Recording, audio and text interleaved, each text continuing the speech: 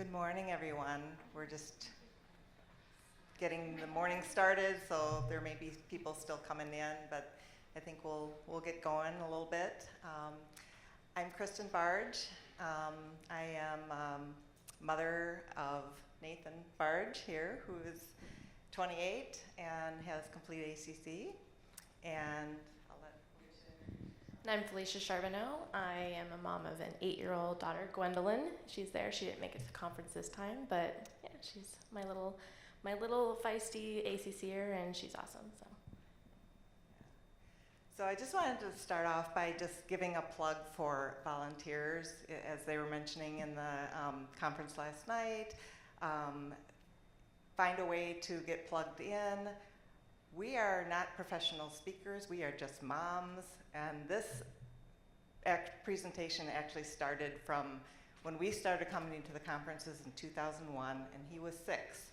And I said, how do people tell their kids about their brain disorder? And Lynn Paul said, good question, why don't you put some things together? And so that's how this developed. So I've been doing this for the past 22 years, and so some of my props are very old, but they're very easy, and it just gives you an idea of simple ways that you can put together things to explain to your child and to their classroom and to the world around about their disorder. So we wanted to just get a little bit of a feel for the audience to see how many people have already told their child about their disorder? Wow, that's amazing. That's great. How many have not yet? And a lot of it depends on the age. How many plan to tell at some point? And how many prefer not to tell at all? We actually didn't want to, but she overheard my husband and I talking about it tonight, so. That's exactly, that relates perfectly to our story. So, but we always did plan to tell. It just, the timing happened on its own. So, yep, he's in charge. And by the way, he put this PowerPoint together. I don't know how to do those. We submitted photos and we went back and forth, and he put it together. So.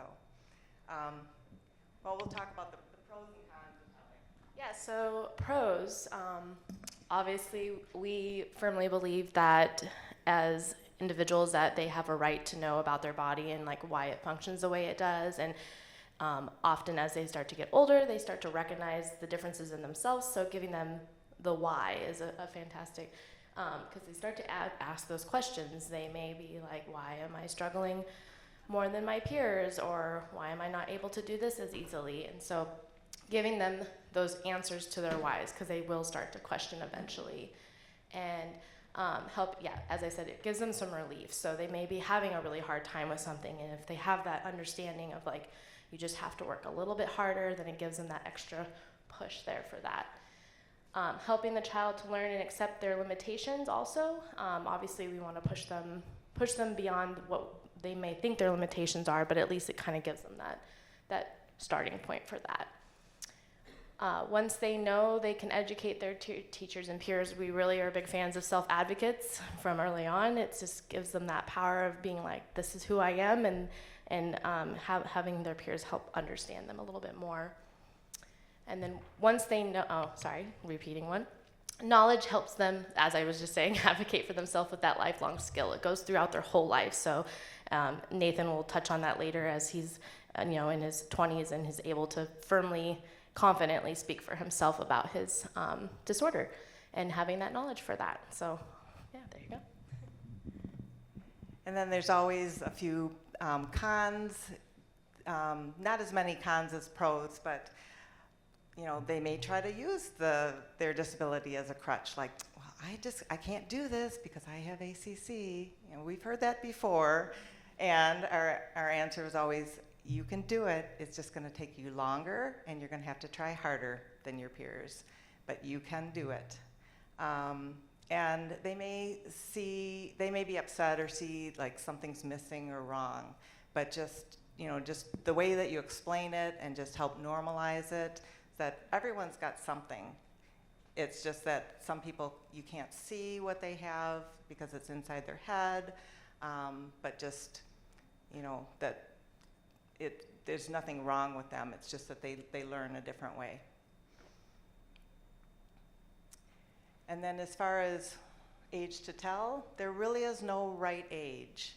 So we can't say, oh, at like 5 or at 10 or whatever. I think you'll know when the right age is. For us,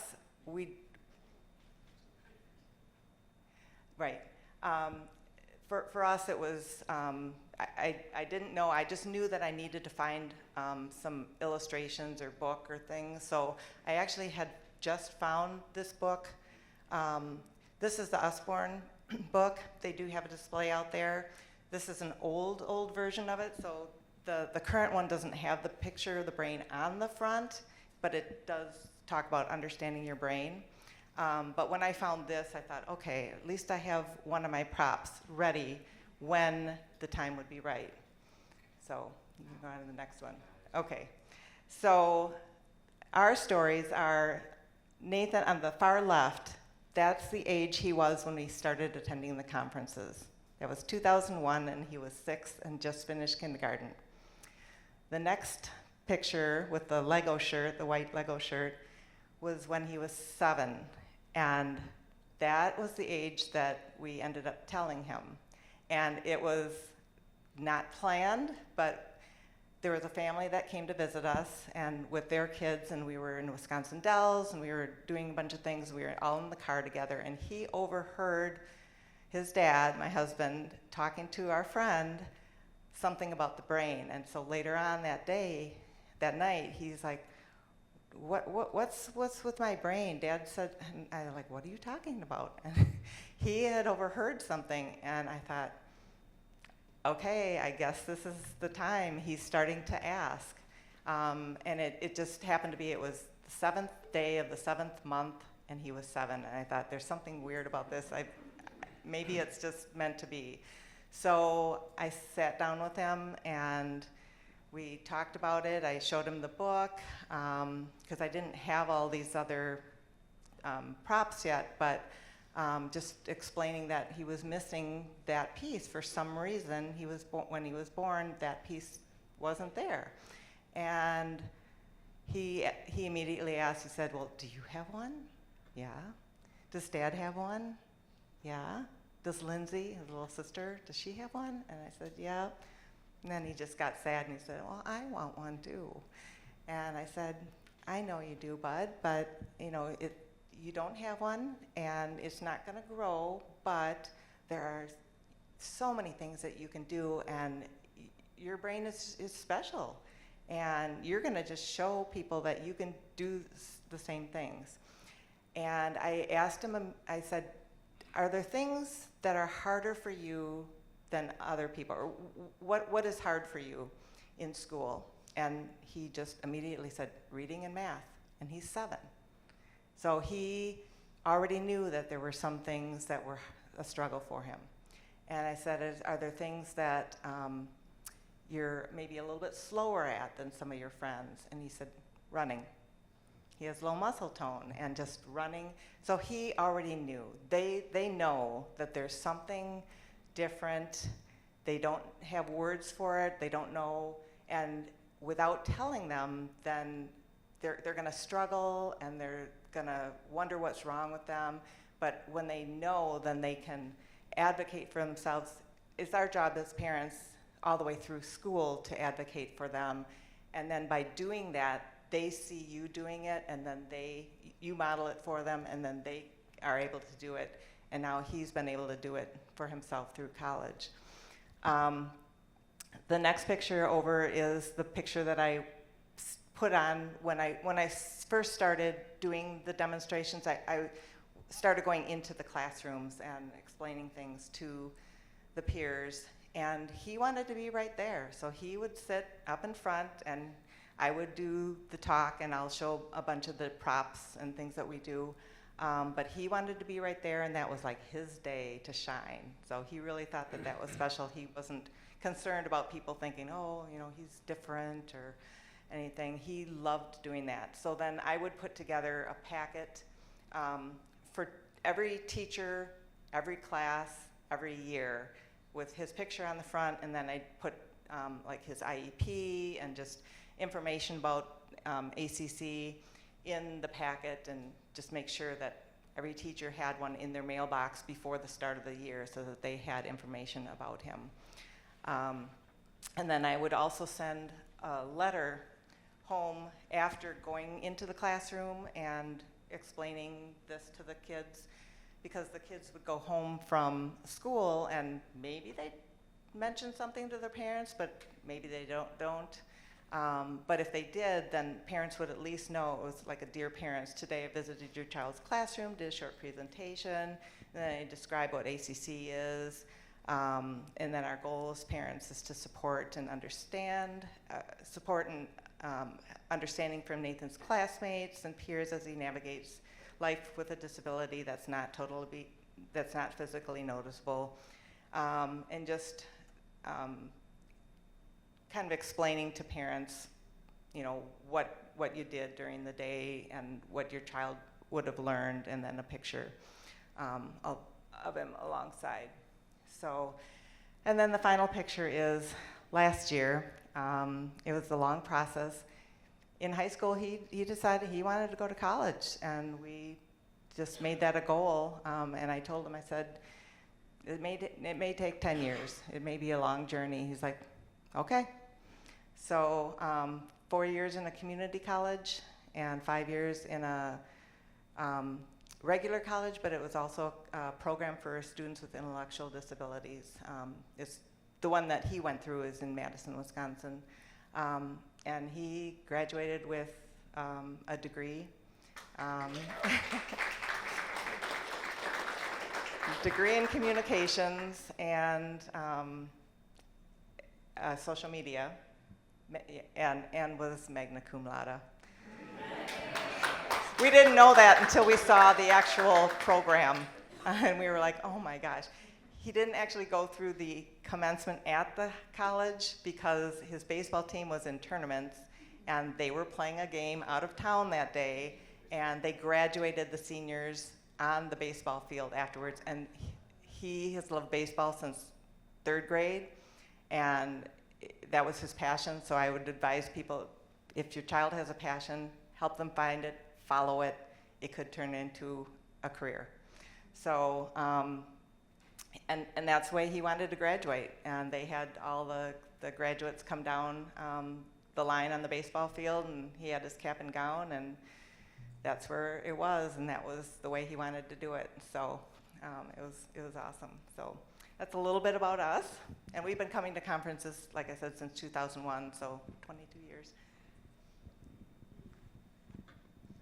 So we first came to an DCC conference in 2018. Gwen was almost 3, actually. I kept picturing her as a little baby, but she was so little that I'm like, oh, she actually was almost 3 years old. But we came here, and I had actually heard about the NODCC conference. I think it was either shortly after I had Gwen, or maybe even while I was pregnant with her. So I was really anxious to get involved, because I was like, okay, this is our life, and this is what we're going to be of. And so I was in the community groups from the moment I knew that she had the disorder when I was pregnant with her, and kind of was always just like gung-ho about this community. So with that said, Gwen is a good example of a child who you may think, okay, this is going to be something that I'm going to have to tell them way later, because her cognitive understanding is still pretty delayed. She's able to have great conversations, but the concept of ACC is a little complex for her still. However, I've always made it part of her life. She has all the fun phrases that she knows. So like her shirt there on the end, ACC won't stop me, is one I made. And so she knows that phrase, and she's like, ACC won't stop me. And we have the one shirt you may have seen before. It says corpus callosums are overrated. We wear that one a lot for fun. It's a good little, sarcastic remark of that, but she knows that phrase too. So it's just always been part of who she is. And just the other day, Kristen has that brain model. We just got that. And I handed it to Gwen 2 days ago before I left the conference. And I was like, oh, what's this? And I was like, she's like, it's a brain, you know. I was like, and I honestly didn't know how much she would even know what the brain is. I was like, oh, what are you gonna do with it? And she like put it on the top of her head. And I was like, yeah. And then I opened it up and I like pointed to the corpus callosum, but I didn't say what it was. I was like, what's that say? And it took her a second. She's like, help, help. And then she's like, corpus callosum. She knows that word.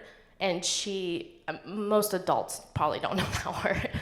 She knows it, she can read it. She's capable of understanding at her level, which may not be fully understanding, but she will get there. So I've always just ingrained it in her. That's just, we talk about it often. We've had this book since the beginning.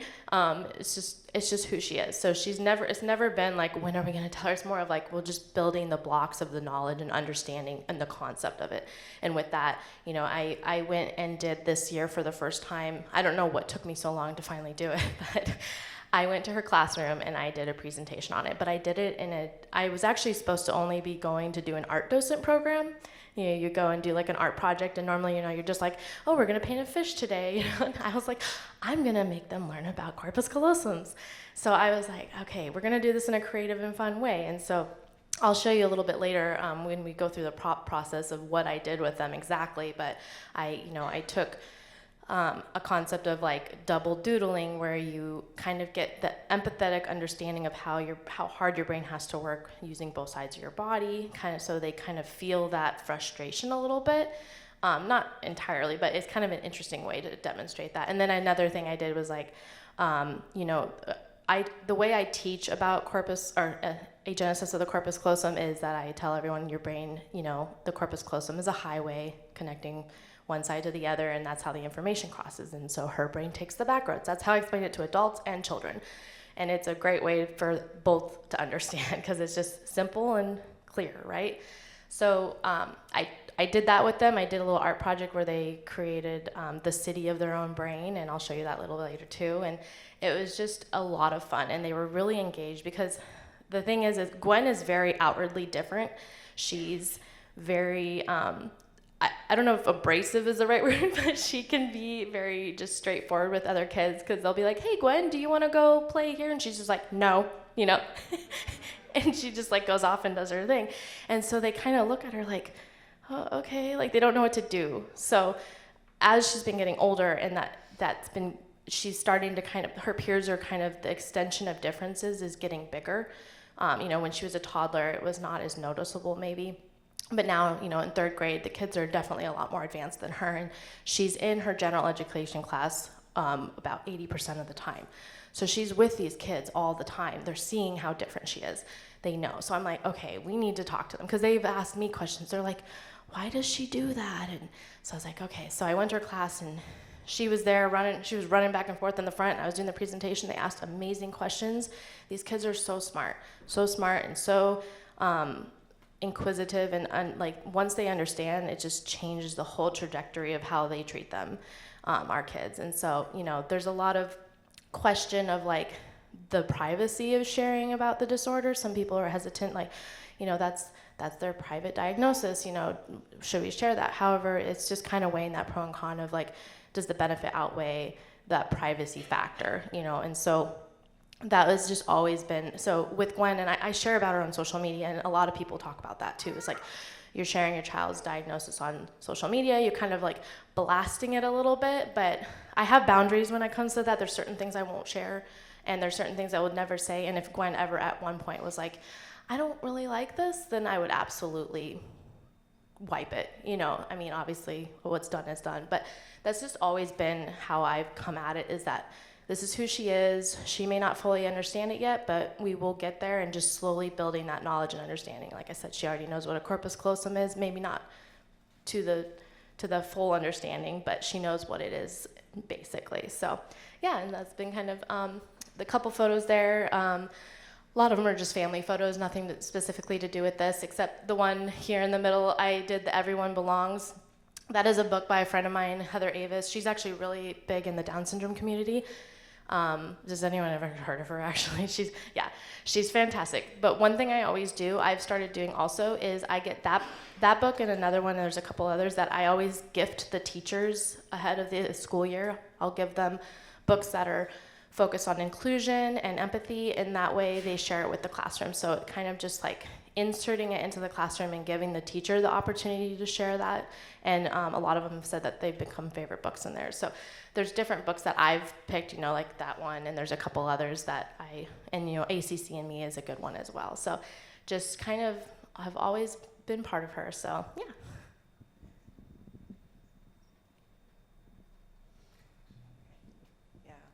So just to give you some different prop ideas, if you want to like go into the classroom and share with kids, especially when they're little, elementary age. It's, they learn by so many different means, so like visual or touching, feeling, hearing, things like that. So just trying to get different ways to get information into them. One of them is the brain book. And then the brain model. So you can just pass some of these things around.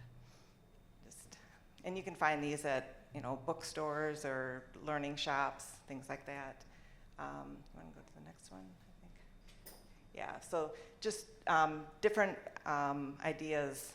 And one of them, like I said, these are very, very simple, very old, but just back of a gift box, basically, and you just put some felt on the front. And just do the left brain and the right brain, and then the corpus callosum, which is the bridge between, and then explaining it. Let's see, do you want to hold this for me? There you go. This would be, a normal brain here, and then showing kids what it looks like this is what Nathan's brain looks like. So you got kind of two islands here, and then there's like a little bit of a bridge at the very back in most people's brains. But so if you have information here and you're on this side of the island, how are you going to get to the other side if there's water here? So then, kids say, oh, you could take a boat, you could walk, and it would be, it's going to be a really long walk to get down here across this part and then over here. So it gives them an idea that it takes a while, but you can get from this side to this side. It's just going to take a little extra longer. So, but, it's just simple ways to do that. That's one idea.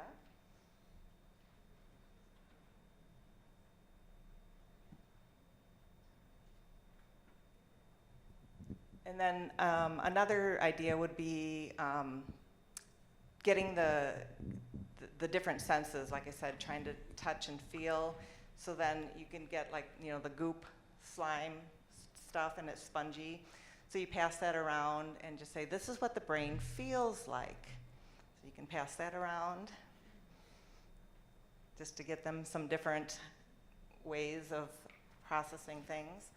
And then get a little bit of blue cheese crumbles, and you could say, this is what the brain smells like.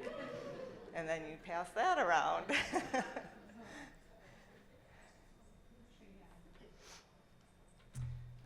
Let's see, what were some of the other ones? Oh, the telephone game. So again, just simple things. Just get, a roll of wrapping paper tube, and you write corpus callosum on it. And then you take it to the back of the room. I'll give it to you guys. You can hold it between here.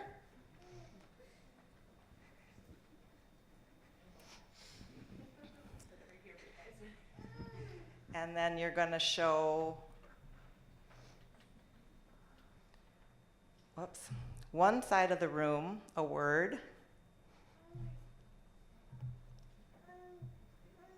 And then you have the class go from person to person to person all the way through, and then Sam would be at the end and then talk to the person at the back of at that little bridge at the back. And then you can make it more complicated too, because for younger kids, you just have like a simple word. But you'll be surprised at, you know, how the telephone game works. The word ends up being nothing like it was to start with. And then you just kind of explain, well, that's kind of how it is with someone with a brain that is missing that piece, is they don't always get the information correct, or it takes a long time to process, and it just means that they have to ask information more. The shoe tying. You want to come up and give it? We'll do it. Yeah, we don't have the right shoes on, but this is you can do with usually older kids who know how to tie, but we did this one in middle school. So you have two kids come and volunteer from the audience, and they stand side by side, and you find somebody with tennis shoes, and you bend down. You can't use your left hand. He can't use his right. So you bend down, and then you try to tie the shoes together with that one hand, and then you would use your left hand, and you have to communicate how to do that, and you have a couple teams together, and they're like, wow, this is hard. And then it helps them understand and empathize, like, that's what it's like for someone with ACC to learn to tie your shoes. You know, you learned maybe in kindergarten or first grade, and you can do it real quick, but how long was it before you learned? A while. I don't even know. Yeah, it was a while. I mean, but when they were younger, they had Velcro, so we just went with that because we're like, we're not going to deal with the frustration. We'll just let it happen in time. Thank you for doing that. But just trying, you know, having them do that, and then they get. I have a picture someplace of kids doing that from when we went into the room. I could show you afterwards. Oh, yeah. Just pass this along. It's just, where is it? Yeah, the kids are bending down and they're trying to tie each other's shoes, and it's just amazing how long that took. But then when they get older and they want to wear shoes that look like everybody else, and some, you know, they still can't get the shoe tying, elastic laces will be a lifesaver. You can get the kind either with the little slide that holds it in place, or just regular ones that you can lace up, and then you just double knot them and leave a little extra room so that they can slip them in and out. But they can wear, you know, the Nikes, the Adidas. They can look like everybody else and not have that frustration and not be identified as, you know, the kid with the Velcro shoes when they're middle and high school. So, but nowadays, I mean, it's so wonderful because they have the Skechers, the slide-ins, you know, for all of us, even. So that's just another thing there. Let's see. Oh, you got the drawing activity. So as I was mentioning, I did a demonstration of the drawing activity and then also the city. You'll see I'll talk on this one first. Up there, they're really tiny, but I had this, I brought, that I showed, that I did for the kids. Where did it go? Oh, it's a masterpiece, so don't be jealous, right, of my beautiful art. But I did a basic drawing for the kids, and I was like, okay, you're gonna, and I did it on the whiteboard, and I'll show you here, but I just drew two sides of the brain, which is really faint. You can't see it here, and I'm going to throw it on the ground, I guess. And then I was like, okay, so, you know, as she explained too, you know, your brain, you know, the two sides and how they connect, but I explained it as the city. So I had them do the city of, you know, insert your name, brain. So I did the city of Felicia's brain, and I said, and every city is different. Every time you go to a city, there's different things. So I was like, fill your brain with things you love, things you know. Maybe mine, things that are hard. So I had a dead end road of under construction for math because I have a hard time with math. You know, but I love crafting and music, and so the kids had a really fun time drawing the city of their brain and filling it with all the things they love. And, you know, some were very, you know, basic things, you know, just filled with, you know, puppies and Minecraft and, you know, things like that. But some, you know, but the concept was to have those roads and help them understand the concept of building those pathways. And then my favorite part, though, was when I did the double doodle example for them. They were like, what? We're gonna do that? That sounds really hard. And it was so cute. My video I posted a video of it on social media, and it's just their reaction when I was like, okay, you're gonna take 2 different color markers and you're gonna draw a picture using both hands at the same time. Sorry, I lost my mic there for a second. And they're like, no. And one kid was like, I'm gonna just draw it with this hand. And we're like, no. You have to do it this way because I want you to understand. So what it really did is it kind of gave them that sense of empathy of like, okay, this is kind of a challenging thing. It's a very simple task, and I'm gonna like set the mic down probably and do it for a second, but it just shows you how hard your brain has to work to do this if you have a corpus callosum. So imagine your daily life without one and just drawing in a normal sense. So I'll show you here really quick what I did and make sense of it. And then I encourage you like later, I have stuff if you want to try it here, but just give it a try. You can, it's literally just, I'm just going to draw a house and show you what I mean with the double-sided thing. So. I'll just talk really loud real quick. So you have 2 different colored markers. I'm like, I'm going to draw a house, but I'm going to do it with both hands. And you're doing a mirror image inside of it. And then you want a door. Oh, windows.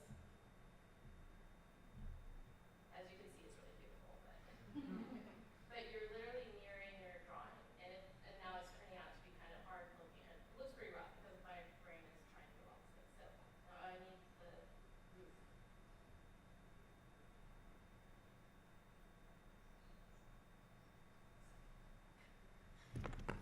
There's my masterpiece double doodle.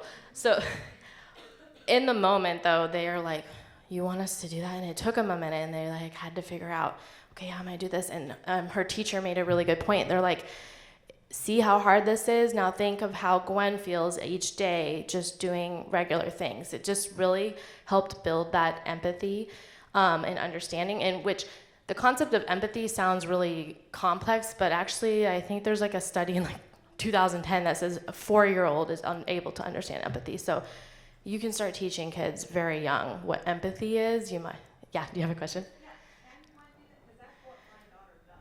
Like, She double doodles. with everything. And she's 15. And always has, and everything mirrored. Like, that's Oh, interesting. easier That, for her brain to do that. yeah, so whatever pathways her brain, she thrives on that, it sounds like, yeah. So that's what I, like, the whole concept of a disorder of the corpus callosum just like fascinates me, because I hear all these different skills that our kids have. Like, so Gwen is actually really good with music. And one of her peers actually asked a question. He goes, well, you say Gwen has a really hard time understanding these things, but she's really good at playing piano. I was like, yeah, she is, and music is like one of the like really high recommended things for helping build your corpus callosum. So it's like when you don't have one, how useful, so there's music therapy, and it's so amazing. But Gwen is like, she's got a good ear. She likes like insurance jingles, and she'll go, she like thrives on those random little jingles, and she'll like, the "We Are Farmers," blah, blah, blah, blah. She literally went over to the piano one day and was like, da, da, da, da, just like, I'm like, oh my gosh, like that is such an amazing thing that she doesn't have a corpus callosum and she's able to make that connection, so your daughter thrives on being able to do that, and you're like, there's a mom in Australia who her daughter is the same age as Gwen. I'm in the like birth year group in Facebook, and her daughter says that she has a magic brain. So I love that, because it's like, she shouldn't be able to do all these things, and she does amazing things. So that's what's just like, these kids, when they have that, she knows her brain, and she knows that she's really good at those things, even though she shouldn't be able to, So I love that. I'll have to ask you more about that later, but I love that. And, it's hard for a neurotypical person maybe to try and do that task, but it's like, it's such a simple way to just visualize and just put yourself in their shoes for just a minute as another kid. And the second thing with the Q&A part, it's like, I'm really a huge advocate for inclusion and advocacy, and just having those healthy discussions. As I said, kids can start understanding at the age of 4. That's very young, and obviously you're going to simplify it for them, but just being, the basic concept of being kind to other kids who are different, and opening that conversation with them, and letting them ask questions, because there's always those people that are like, worried. We've all felt it as parents with, ACCers, and you're walking through the store and they have like a meltdown and everyone's like, staring at you, and you're like, they don't understand, it's okay, but having that opportunity for them to understand, so they're not like, oh, why does that kid use a wheelchair, or why does he talk different? They're gonna want to ask. Everyone wants to know. Everyone has that desire to understand, or that questioning. So giving them that floor to say, let's talk about different, than including books and things like that, showing that there's all these different people with different body types and everything, and just and not having it be when they ask in the middle of a store, why is that kid look different? And you're like, oh no, don't say that, So it's just, these kids, like I said earlier, these kids are so smart from an earlier age than we expect. I had someone say, when I did the presentation for her, they're like, is that really age appropriate? I was like, they had been learning about the brain a couple weeks before, and I think even a kindergartner, there's a way to, I have very elementary versions of this stuff. This is, you can simplify this for a 5 or 6 year old, I don't think there's any right age to, obviously I told the 3rd graders, I wrote out a genesis of the corpus callosum, and I was like, that's a really big word, right? So we just call it ACC or DCC, and so I, didn't dumb it down, but I brought a level that they understood, and they were very receptive to it. So it's just, you just kind of figure out your groove and how you want to share it with them and what works for you. Kristen has her great tools, and it kind of blends them we do similar things, just how you present it. So finding what works for you, whether you want to do it artistically or more scientifically. Yeah. Like we said, there's really no right way to do things. This is just things that we've done and that have worked for us. Even for really young kids, you can just cut out pictures from a magazine and cut off, different body parts, and have kids say, well, what's missing in this picture? Well, her leg. What's missing here? Her arm. And then it kind of segues into, well, sometimes there's something missing inside somebody's head and you can't see it. So it's more of an invisible disability. And so we're things that they can see. There are also letting kids know that there are also things that are missing inside people that you can't see. And so building that empathy at a really young age helps, because then when they've gone to school together from kindergarten on up, and then they see them in the hallways, I always would ask the kids, I'm not here all the time, and I can't help him all the time, and he doesn't need a whole lot of help, but if you see him struggling with something in his locker or in his backpack, and just offer, I need you guys, as friends, to be friends to each other and help each other out. And so growing up through middle school and then high school, they remember the talk and ways to empathize. And then some of them become peer mentors when in the peer partners program that some schools have of working with kids with disabilities. And so it really builds empathy and helps them understand. And so, and then the ACC and Me book, which is an awesome book that we would read, and I would read when he was younger, and then he would read, and it's even something that he still carries around with him in his backpack. No, that's mine. He's like, did you take mine? Because I asked him, I said, did you bring your book? He goes, well, duh, Mom, I have it all the time. He carried it all through college.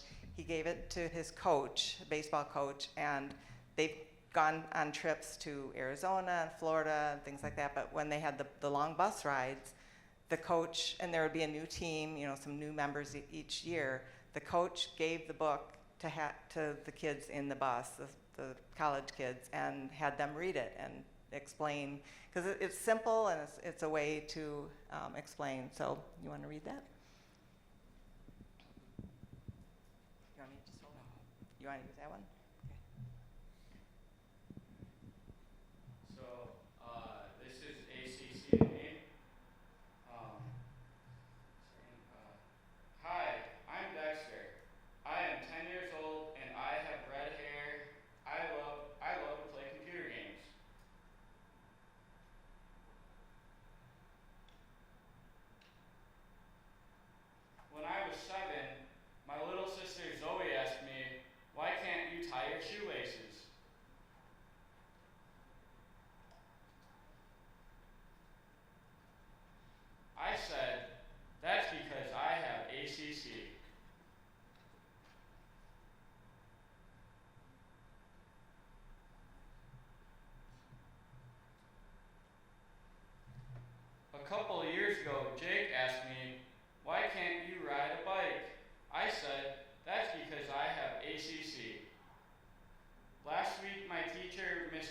Kristen said, I wonder why you're having trouble with this math problem. Yesterday you could do it.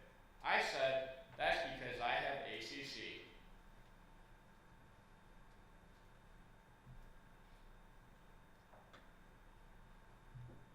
On Tuesday, the kids in my class were laughing at a joke.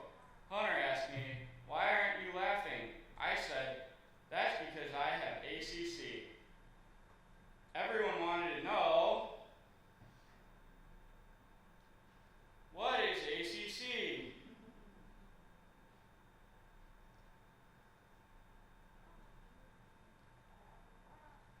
ACC stands for Agenesis of the Corpus Callosum. Agenesis of the what? Asked Kelly. The corpus callosum, I answered. Dexter, what's that? Shannon wanted to know.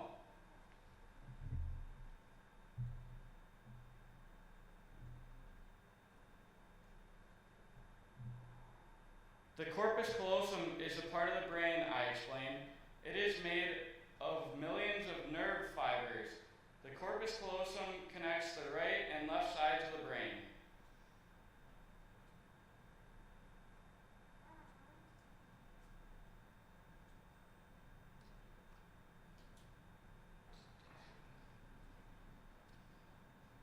The two halves of the brain are like two cities separated by a river.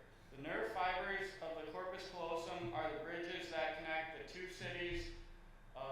Thoughts and ideas use those bridges like cars and trucks to go back and forth.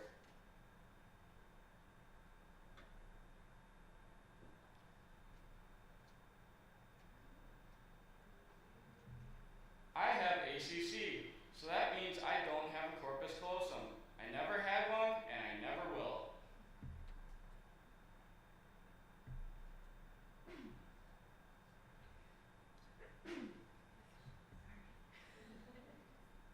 I don't have millions of nerve fibers connecting the two sides of my brains.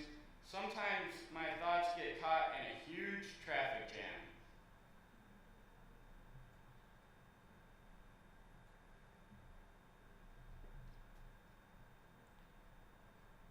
Dexter, it sounds like thinking can be hard work for you, Kit said. That's right, I answered.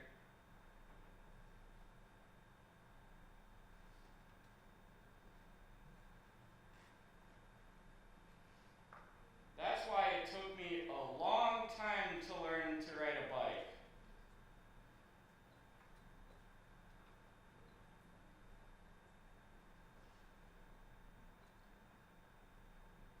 But I kept trying, and now I can ride my bike. Math is still hard, and sometimes I don't get jokes, but there are lots of things I can do.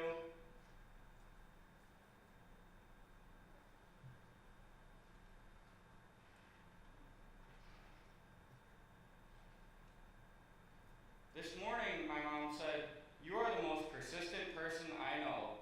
You always keep trying. And now you can tie your shoes just like me, added my sister Zoe. My dad said, I can't wait to see what you will be able to do next. You are amazing. I said, I'm Dexter, and I have ACC.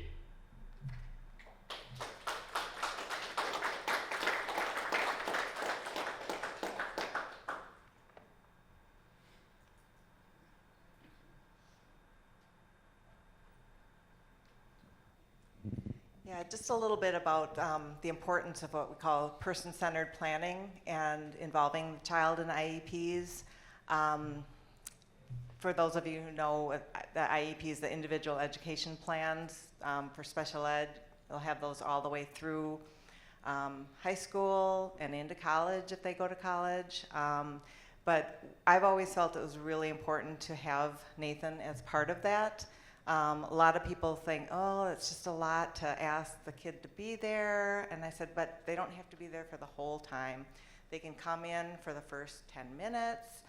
If they don't have the attention span, or if it's just too much and overwhelming, because a lot of things will be talked about in that. And there will be a lot of details and goal set and strategies and things like that.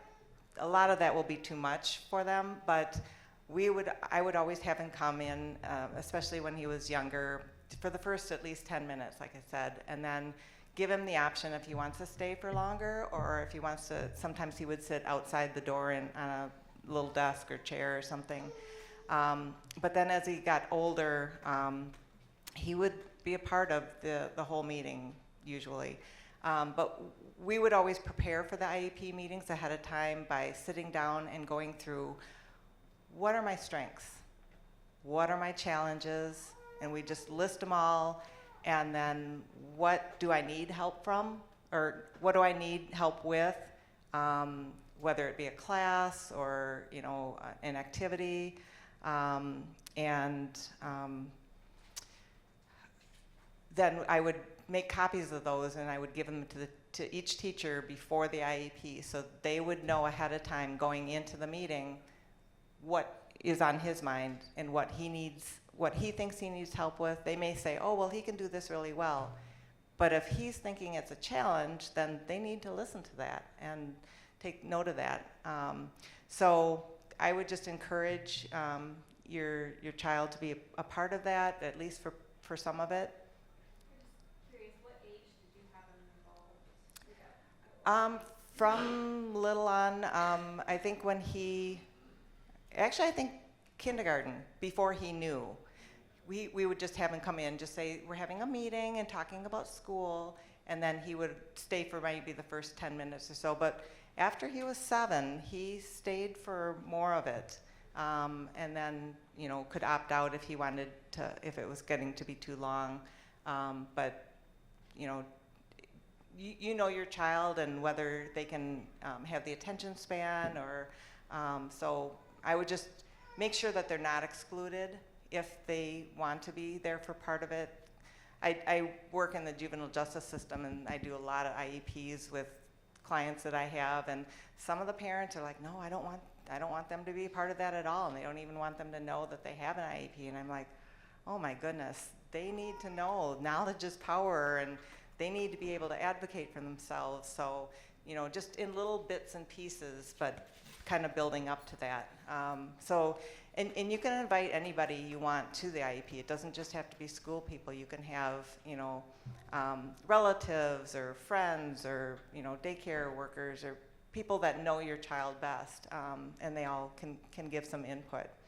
So I just advocate for that, because they'll have an IEP all the way through elementary, middle, and high school, but then if they go to college, that will follow them. They will have, if they go to college, they'll have what's called an ICP, which is an individual college plan. So when they learn how to do that young, growing up, then they are able to do it when they're older. Catherine? I have 2 questions for like the middle school age. Sure. First, did you still go into some of the classrooms, because I know there's more classes for Right. middle school. Yeah. Did you still go into some of the classrooms talk, or did you just send a packet to the teacher?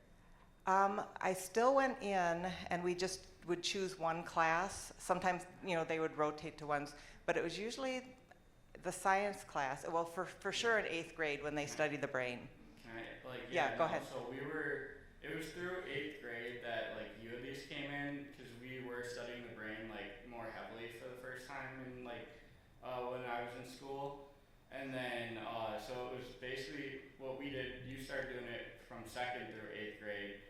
And then I had a couple opportunities in high school where I really got to present it myself. Right. So mainly I really just brought the book in, read it, just kind of like I did now, and then people would have follow-up questions afterwards, so. Yeah. Then my second question then too is for the IEP meetings. My daughter doesn't have IEP, but she has a 504 plan. Mm-hmm. Did you go to those meetings too in middle school and high school ages? Do you feel like Yeah. that was beneficial? Yeah, it was definitely beneficial, because I could learn more about what I needed as I wanted to take different classes in the future, and what different classes I really needed to help graduate high school as well. So, Right.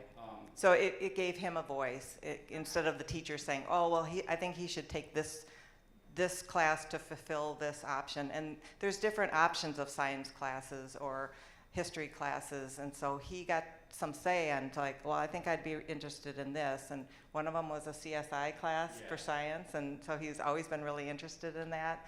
But without that, they would have just plugged him into whatever science class would fulfill the elective or the requirement. So yeah, he always has had a voice with that. And yeah, I went in through middle school, but then he was, like he said, able to advocate, and he instructed because he had been through so many educating his classmates that he was then able to kind of take the ball and run with it. And then in college, he's been able to do that as well. So, next one. Oh, do you have anything for IEPs or? Okay. Yeah. So as we've kind of talked, it's really the parent's job when the child is young to advocate for your child, speak for them, but also give them a voice, because then they learn to do it and they see it modeled. And then Yeah, so as I was mentioning earlier, I was in the social media groups, especially the Facebook, like different AC or DCC groups from the very beginning. When I found out that Gwen had ACC, they tell you not to Google stuff, but you just sometimes you have to, right? And so I Googled because I'm like, I am determined to find what I need. It's not the scientific fear part. I don't care about that. Not care, but you know what I mean. That's not what I need to know. I'm looking for the community because obviously there has to be a community. So somehow, I don't remember the moment that I figured it out, but I found the different social media groups and utilizing those. So it started off with, I am, pregnant, having this, and I don't know what to do, and you just get flooded with all this amazing photos and stories, and you're like, wow, there's like a whole bunch of people out there, it's a rare disorder, and so I got to feel that like reassurance, like, okay, we don't know what's gonna happen, but at least we know that there's a chance that everything will be like, at least somewhat okay, you have all that fear. But the social media groups, coming from the side of going into it is, obviously getting that support, but now that once you're on that other side and once you've been living this life, how can you utilize that? How can you still, you might kind of go in and out of it sometimes where you want to be not in it all the time, because sometimes it can be kind of overwhelming when you're in there. You got all these people going through all these different things and you're going through your own things, so you might kind of fall out of it. But I started to come into it from a place of like, okay, we have this story of ours and this journey. What can I do with it? How can I utilize it in a positive way? And so I started sharing my story, and I started advocating out loud on social media, and then it started turning into me having all these people show up on my messages being like, hey, we're pregnant and you're the first person I found. And I'm like, okay. And so I go through my whole spiel. My first spiel is, do you know what the NODCC is? And they're usually like, no. I'm like, okay, get into the NODCC. Here's their social media. I probably overwhelm them with the amount of information at once because I just like get excited, but give them the NODCC. And then I'm like, okay, are you on Facebook? And sometimes they are, sometimes they're not. And so I encourage them, like, get into the groups. And there's the birth year groups. If you don't know, there's different internationally, there's like, so Gwen is the 2015 group, and there's, 16, 17, every year there's a new group. So I'm like, okay, you're having one in 2024, there's a 24 group, I'll get them into that group so that they have that initial, like, I'm like, oh, they all get to grow up together, even though they don't know each other, right? And so sharing your own journey on there and helping other families find their place in this journey and this community. I've just really, social media is such a love-hate relationship, I'm sure, with most of us. And yes. Oh, I'm sorry. Oh, you look like you're raising your hand. Oh, you are? Okay. No, you're okay. Yeah, absolutely. So, social media groups, I'm not on social media, but I would get on social media for just this example. Yes. But sometimes these groups tend to be mom-focused, and I'm wondering whether there's a father sort of element to that as well. And Yeah. There are some dad specific groups, yeah, and so finding your own community in the dad group, and then I think a lot of them tend to be mom focused, just because I feel like for some reason us moms and the female side seem to be the ones that are on the social like my husband doesn't really care for social media that much either. I just think it navigates that way, but you're of course welcome into those groups. We encourage, I think most of them want the dads to be on there too. I think it just seems like it's more of the moms, but it's not like it's just for moms, unless they say, of course, because there are specifics so that you have that safe space to be able to, say it from your own perspective without feeling judged by the moms, So I think there is the dads groups, but most of those groups are welcome to everybody, and so we definitely don't want you to feel out of that. So, but just looking for ways of like how can we bring more into this community, because there are everyone that has reached out to me had no idea what NODCC was. They have not found that yet, so they're not getting that resource. They're getting the diagnosis, and that tells, I'm like, okay, that's another problem we need to deal with, is like getting more doctors to know where to send them. Because my OBGYN had been doing this longer than my mom had been alive, and I was like, have you ever had anyone with this diagnosis? He's like, no, never. And I was like, oh my gosh, I'm in so much trouble. And I actually ended up going to specialists, and I ended up not seeing him anymore. But yeah, I was like, well, yeah, because, the first thing he was like, well, would you like to continue? And I'm like, yes, I would. And so it was a very awkward navigation of like, this guy had been in the business for like 40 years and never knew of an ACC case. I was like, oh no. And so that was really scary. So these groups, you're going through all of this like fear, and you just need somebody to tell you that you're not alone. And that is the power of the social media. Like I've seen, and these groups are just so overwhelmingly supportive. Like I said, you get a new mom or dad in there, and they'll just get flooded with like, here's Gwen, and she's doing this, and she's living her life thoroughly, even though she has this disorder. It feels dark and scary when you're in that. So just coming from it from the other side of how can you help with your situation. Not everyone wants or is meant to go outwardly speaking. Some people are like, I would never come up here and talk right now. Me, I'm like, I'm gonna wing it. I'm going for it. I want to share, because I'm like, I have this purpose now. And like nothing feels better than having someone come to you and like, oh my gosh, thank you, because I had no idea what this was. We thought, one lady, she had canceled her baby shower because she was so scared. And then she was like, okay, just giving her that little bit of encouragement that she's going to be okay. There's going to be hard times. Obviously the spectrum of health issues that can come with this disorder is a whole thing. So obviously it's not all sunshine and rainbows, but giving them that support is so important. So just getting involved and helping others in the community and helping find them. I'm like, and we'll talk on that later with the social media too, and the hashtags and all that fun stuff. But and then just like she was saying, I think she'll talk a little more with Nathan here, involving children and advocating for themselves, and getting them to go and talk about it and understanding. And I think those are more of your things. But yeah.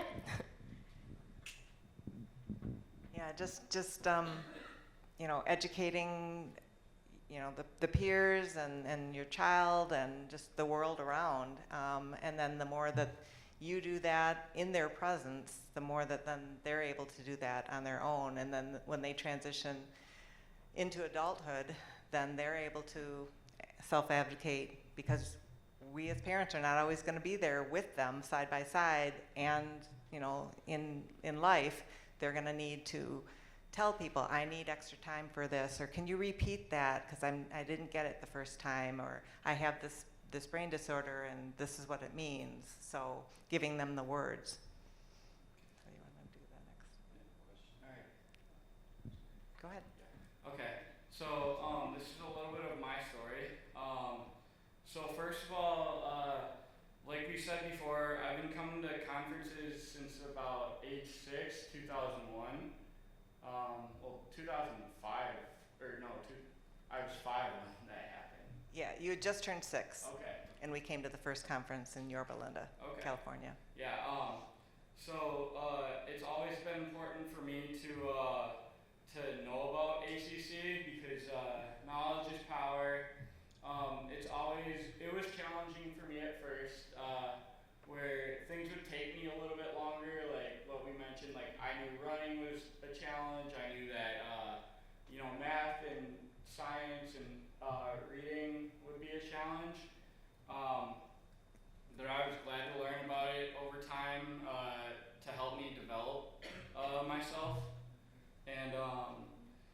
think, the importance of advocating for myself and others with DCC in school was really important because I had to be the one to tell my professors or support people what I felt that I needed to succeed, and then that would be implemented into my accommodation plans. So, and not only with school, but as we've already kind of mentioned, I'm a big sports nut. Baseball specifically has been my passion, but I learned that advocating about myself, I had to communicate with coaches, work supervisors, because I still work in sports.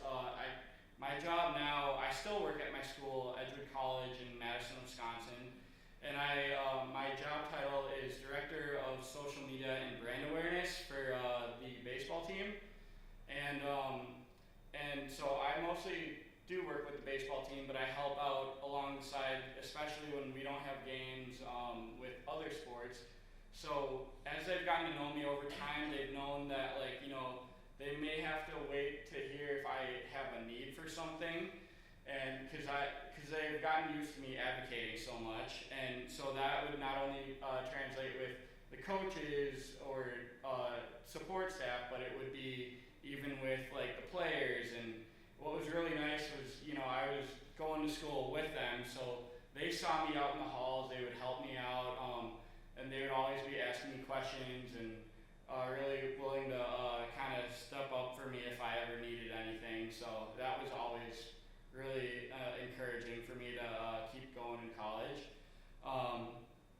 And so that not only did that lead me throughout with baseball, but I was fortunate enough. We're right down the road from UW-Madison as well, so I got to join, and I had some connections, fortunately, with the Wisconsin Badgers women's hockey team, and so that is on the right over there.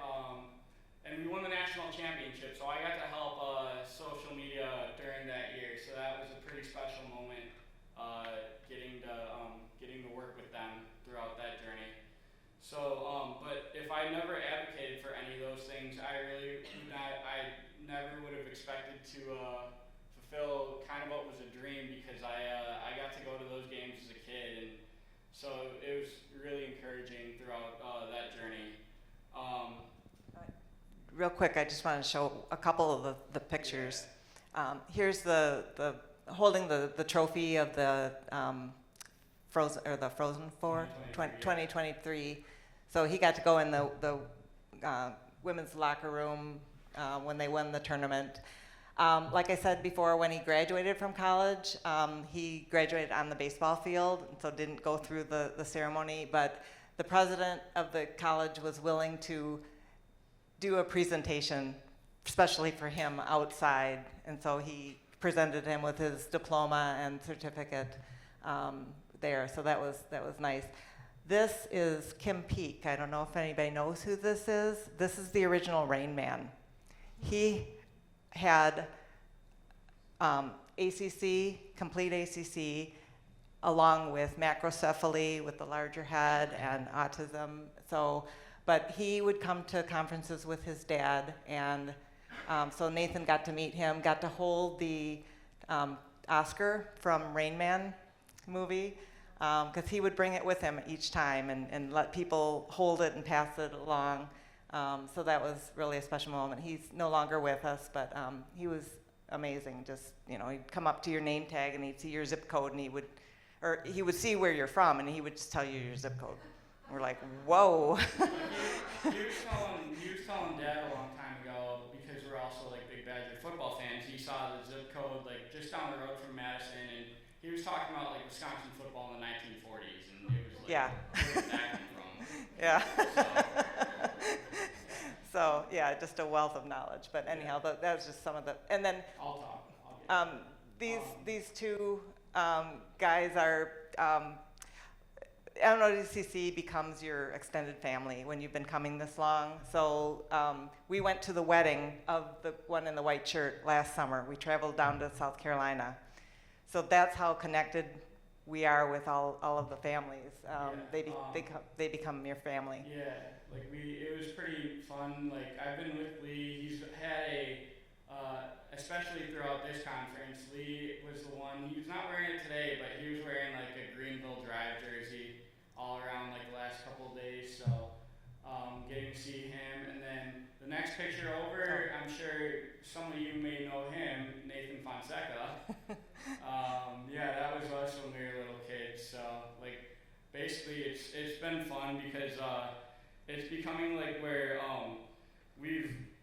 it's become like the networking piece where we become like cousins basically over time, and we've grown like the NODCC family over the years. So it's been really fun because we could share our experiences like when we overcame like multiple obstacles to pursue multiple things, and then also gaining insight from others and other experiences at conferences. And now it's gotten to the point where I can more so give back because I've learned from so many others, and I know how to take the information back when I'm back home and talk with friends and family. So I've really enjoyed that piece as well. So Question? Yep. So my son has complete ACC and he is 10. He loves sports, and I think as he gets older, there's a bigger gap between him and his peers, and so we did like Special Olympics, but then he was like, Mom, I really want to play like actual baseball. And so it feels like he's this in-betweener between, like the rec baseball and then like Special Olympics. And so I'm just curious if anybody's had any experience with that and like how to advocate for your kid with coaches as well. Yeah. I mean, you could talk about like the coaches part. I was fortunate enough, like I was able to stick through baseball through like all through high school, and I played varsity for a year. I kind of noticed by like my last couple of years, my skill level wasn't as good, but the part that I felt that I was fortunate about was that my coach also was a special ed teacher, so he wanted to keep me on because I was at all the off-season workouts. I was involved. Like I knew the system, so I would basically by my last year I was like half player, half like team manager, because they knew that I wanted to go on and help do a team manager role in college. So So he was introduced to baseball in 3rd grade by his 3rd grade special ed teacher, and she loved the Red Sox, and she got him hooked on it. That was the year in '04 when they won the curse breaking. Yeah, they broke the curse of what, 86 years of not winning the World Series. Yeah, I know. But so she got him hooked on that, and then she's like, well, have you considered Little League? And we're like, oh, don't know. That sounds, he hasn't even done T-ball. And she's like, oh, he should do coach pitch. My husband's one of the coaches, and her husband was somebody that I worked with in the juvenile court system. I'm like, really? Do you think that she's like, just give it a try.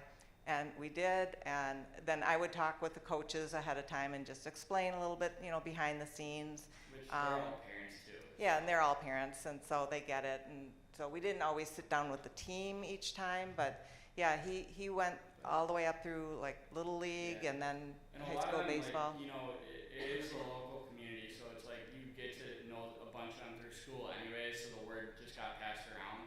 Yeah. So it was really helpful. But like, follow your kid's passion. If they have an interest in sports, they may not be the best or the strongest player, but they can start in it. They can learn the skills, the rules of the game, and then they can maybe be a team manager, or they can help out in some way, or they can be the stats. He does the stats for the team.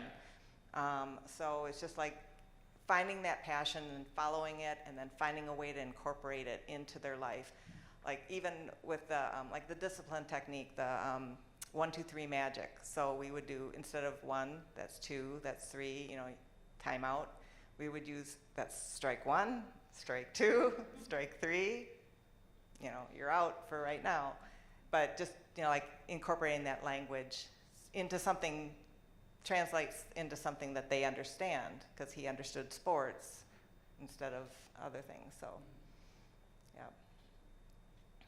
Any other questions? Yeah. For the social media groups, I'm terrible at like finding groups. There's so many. What are the like birth year groups labeled as? Like how do you easily find them on Facebook? Yeah, there's a couple of them. Yeah, there's a couple. I think some of them changed, like, because at one point it was like, there was like, for Gwen, for example, it was like 2014 and 15, and it was like, had a long title. So they've kind of changed, but usually it's, they'll say either disorder of the corpus callosum or DCC. And I can always, like, I have them all. So if you want to, I can get them for you too. Yeah. But The birth year groups yeah. though are private, so you have to know an admin and you have to. Oh, you have to be added.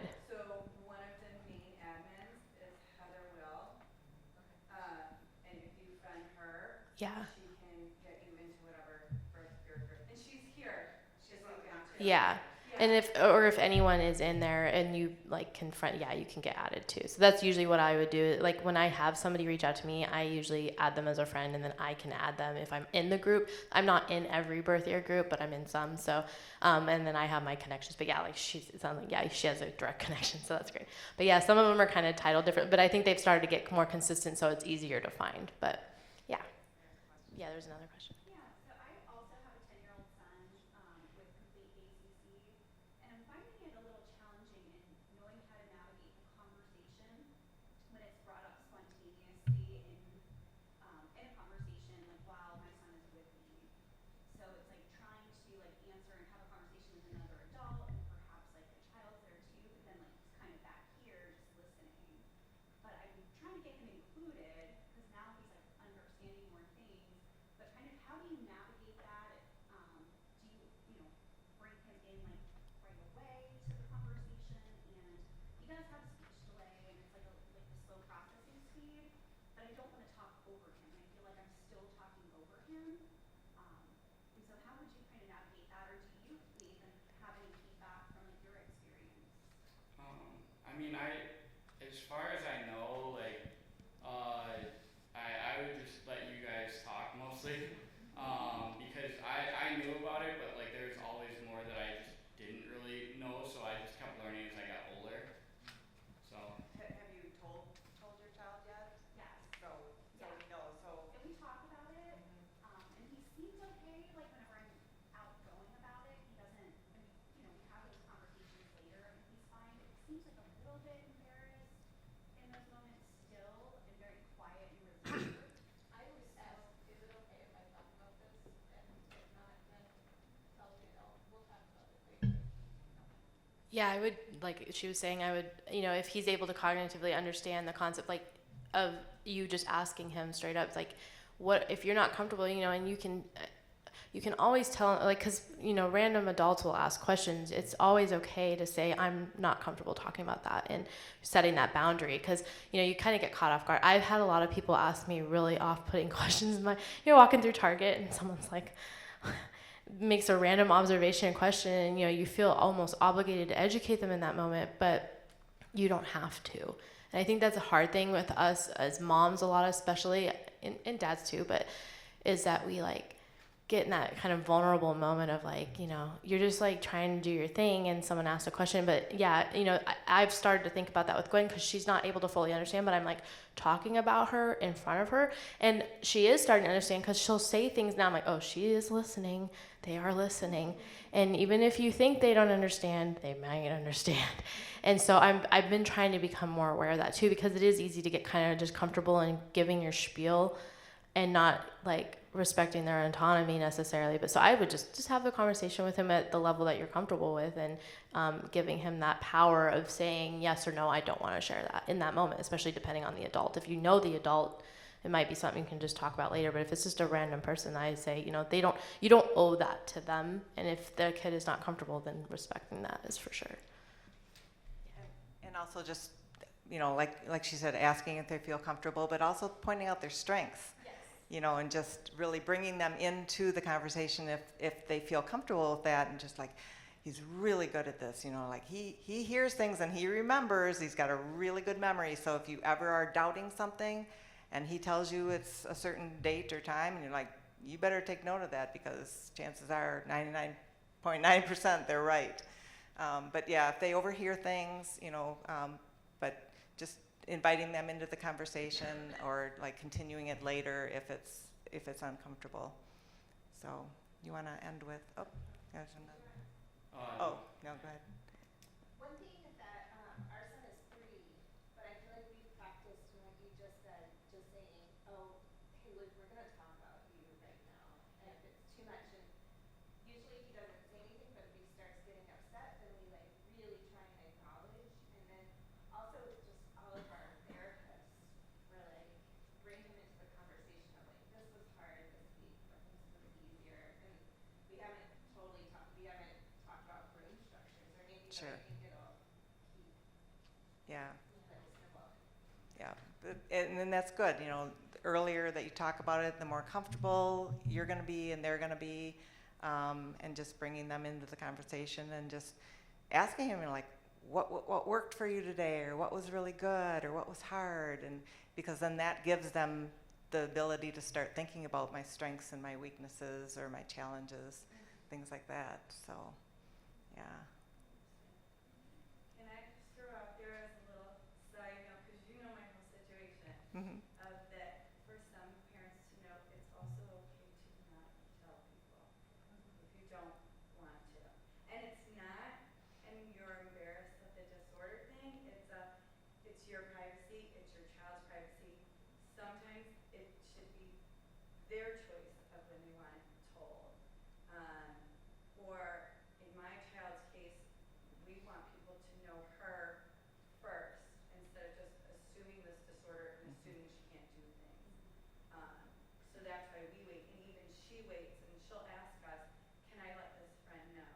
She doesn't just go out and tell people. She knows that mom and dad need to have a conversation with her first of, is this an okay person to tell and why? Or is it someone that your life and their life will continue on just fine without them needing to know?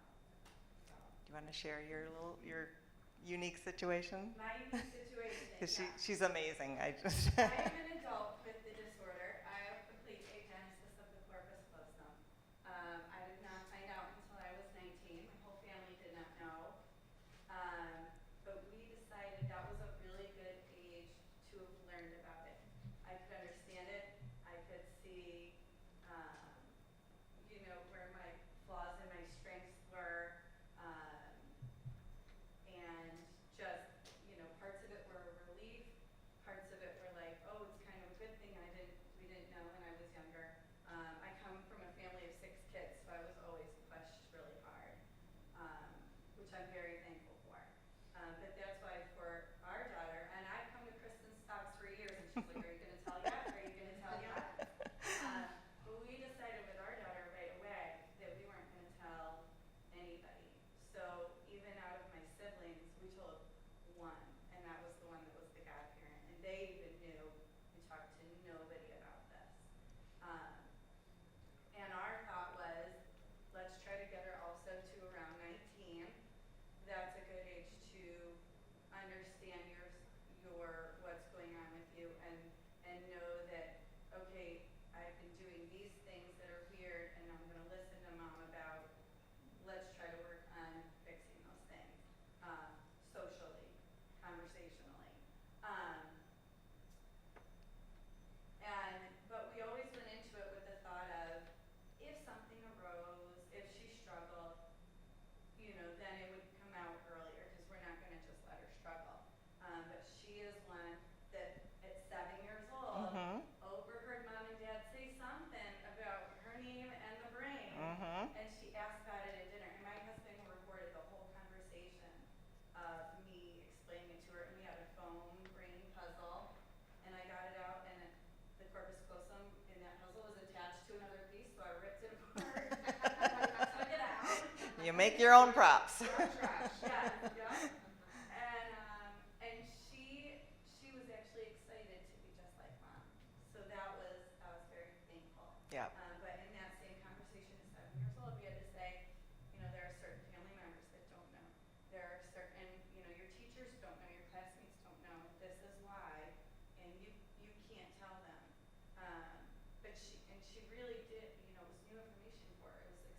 she wanted someone to tell. Well, luckily, second grade, we had, maybe it was like a month or two beforehand, she was already starting to struggle a little bit with some things in school. So I had said to the teacher, hey, there's maybe something I need to talk to you about. You know, it's halfway through the school year. So she and I chatted, but she knew she was now in that inner loop and couldn't say anything to anyone. So I told my daughter, I said, I said, I will give you permission to go in and talk to your teacher about this. You tell her you want to have a private conversation, and you can tell her, let her know she can't tell anybody else, and you can't tell anybody else. She was so excited that she got to go tell somebody. And then here's me on the phone texting the teacher being like, Lillian thinks that you don't know. Pretend you have no clue about this. So, and she's like, all right, our little secret. But that's the route we took, was to choose not to say. And it was more because, for me growing up without my family knowing, my family feels that that was my best chance. And also because when we did find out, my mom did start to treat me differently. Almost, I went from like a 19-year-old to a 5-year-old. And one of my older siblings actually had to sit her down and yell at her. That's what she said. I had to yell at mom because mom was treating you different. I actually said thank you because I don't want to be treated different. Right, Nathan? That's our whole Yeah, goal. no, like We want to be treated like I was gonna say, like, especially like in college too, like people didn't really know me for like, I always advocated, like, I'm in this program, like we were in the cutting edge program, which is a program for people with intellectual and developmental disabilities, but people didn't really know me as much for that. They knew me out for the work I was doing with athletics, so they kind of knew me more for my personality rather than like being in like a disability section or so. So I really enjoyed it. Like people would always know me as like, you're the baseball manager, you're a media guy, or something like that. So I was really enjoying that because that turned into my personality really after a couple of years. So Yeah. And it's always been kind of straddling both worlds, because you've got the disability world and you've got the quote-unquote normal, regular world. And when you straddle that, you've got a leg in both places, and you belong in both places, but it's been a little bit of a challenge sometimes to navigate. Do you want to go to... we don't have time. Well, I'll explain it after this, but we were going to talk about social media first. So we are on social media. Felicia and I both put our Instagram handles, and I know you're still trying to figure out Instagram. Yep. I'm the Facebook is for old people person. We all have Facebook too. Yep, but they're more young and with it, and like I said, he put this whole PowerPoint together, so yeah. So, and then we were going to talk. We were going to put in a plug for some of the usernames and handles and like hashtags that they use. So Living with DCC, for those who are on Instagram, is the Instagram handle for NODCC. And then for Facebook, it's National Organization for Disorders of the Corpus Callosum, which I will say that is a bigger platform for this organization right now. Mm-hmm. And then we have hashtags that are commonly used, which are Corpus Callosum, Disorders of the Corpus Callosum, and Agenesis of the Corpus Callosum. So, Yeah. Do you have time for that last we video? don't quick? have time for the video, but I will briefly explain it, which is, it's basically, so I missed my first and only conference the last time 2 years ago, and so we put a video together at my work, basically, at my summer internship, and talking about how I've explained ACC to various people over the years. So that one, we'll have to find a link that we can like put it out, but it is on my YouTube page. So, but We have about 4. it's just, I would say just type up Nate Barge. I think I don't like. I usually use it more for like work purposes, but I'll have to like, when I get back home and finally get some chance to rest, I'll probably like put everything into different categories and like different sections so I can split off for like ACC videos versus like Yeah. work and like a lot of baseball videos that I posted, so I don't want to like spam. He all does of like them. after game interviews with the players and things Yeah, like and that. I've done like a lot of TikToks that I put on there just for Yeah. like portfolios. Yeah. So. We have like 3 or 4 minutes. Yeah, and it's I don't. longer than that. So. Or you could do part of it and Well, then just. I mean, I would have to exit out. So. Oh. But yeah, I mean, I think it would take a little bit, so I'm just gonna we'll just end it there so that because we've explained a lot already. So. But yeah, you can look it up, and Oh. that was just his way of participating last year when he couldn't be here in person. Yeah, it was like So. It was almost 6 minutes. So I Okay. was kinda, Yeah, Well, that's fine. yeah, and thank you for.